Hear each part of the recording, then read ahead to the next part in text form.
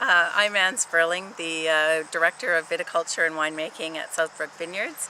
I've been here at Southbrook since the fall of 2005 when Bill Riddlemeyer asked me to join the team and to establish our biodynamic vineyards here in the 4 Mile Creek sub-appellation.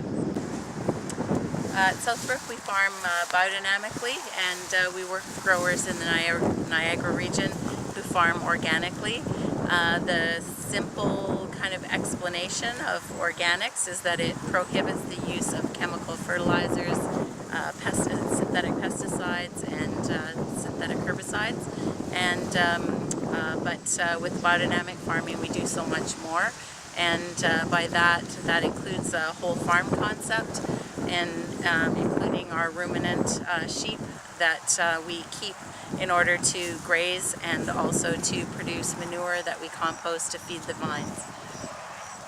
We also consider the lunar cycles and kind of the rhythms of the earth to do our farming practices, and in order to work with the vines to kind of get the most out of them in terms of flavor and depth of character, but also to work in a way that is perhaps easier because we're considering how the plants are affected by things like the planets.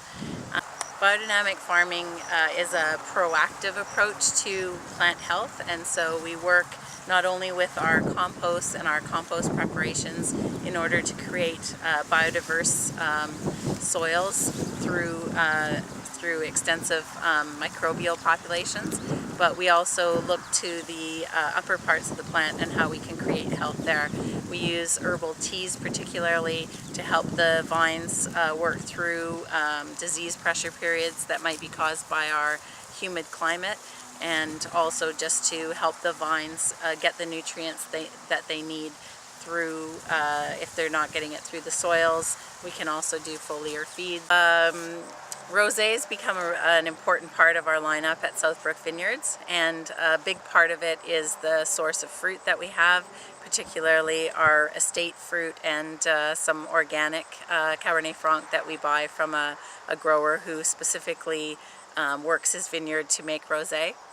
But for me, rosé started leading up to the 2004 vintage, and I had done a study of rosé, tasting the international examples and working with a few varieties growing in Niagara, but 2004 gave me the opportunity to work with Cabernet Franc. And I found that while I really loved the Loire Valley Cab Franc rosés, there was a beautiful aromatic and silkiness to those wines, and that I felt that there was the potential to do the same here in Niagara. And so working with some cool climate, cool vintage Cab Franc, I really, explored that aromatic side of Cab Franc. So coming here to Southbrook and setting up the vineyard and focusing on Bordeaux varieties, it gave me a chance to work with 3 different plantings of Cab Franc and to kind of suss out what works well for rosé here. We do hand harvesting and cold soak for 24 to 48 hours, and then pressing off the skins and fermenting the lovely pink juice. We're using some indigenous fermentation, and but no malolactic, so we're keeping that fresh character. Hi, I'm Bill Riddlemeyer, owner of Southbrook Vineyards. I've been pouring a fair bit of rosé over the last little time at farmers markets. I love it. But one of the things we always hear, I don't drink rosé. Usually it's from that person that had one too many hits on the Matus. It's such a pretty wine. It's so user-friendly. You really have to get people to try it in the first place. As soon as you try it, what I frequently ask them to do is I say, try this wine and I dare you not to smile when you do it. Rosé's just plain happy. Don't have to take it too seriously. It matches with anything or with nothing. A glass of wine on the patio, a glass of wine with sushi, almost anything that you're going to drink, rosé works. Pretty well bone dry, lots of flavors, light Cabernet flavor. Absolutely delicious. The other wine you're going to be trying is Cabernet Sauvignon. Cabernet Sauvignon from Ontario, some people think it doesn't work. Get people to try it. I find that cool climate Cabernet Sauvignon is user-friendly. It's not a huge wine. Plenty of acidity, lots of interesting fruit.